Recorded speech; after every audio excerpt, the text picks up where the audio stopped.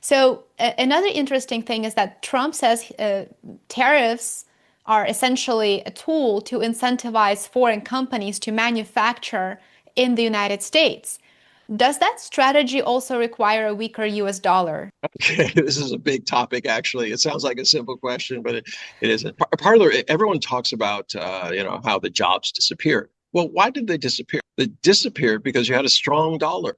Why did you have a strong dollar? Because the dollar was the trade dollar. People had to buy dollars. That made the dollar strong against other currencies. When you have a strong currency and you can buy things for less, made in other countries, guess what?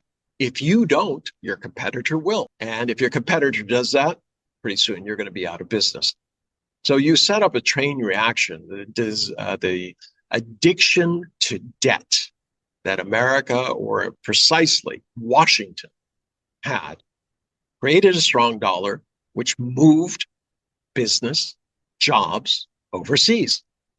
If the US did not have a strong dollar, it was competing peg for peg. It was just about competition.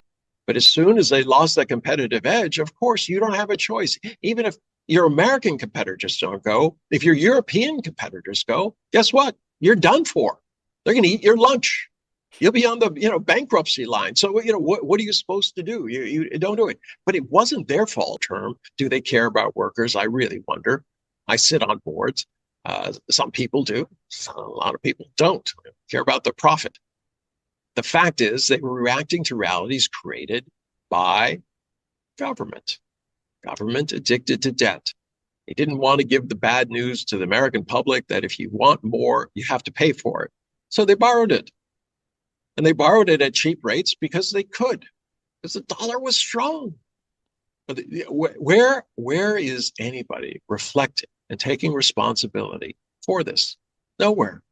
It's somehow everybody else's fault that we in America are not doing well. I mean, we have a drug addiction problem. Does anybody ever ask why?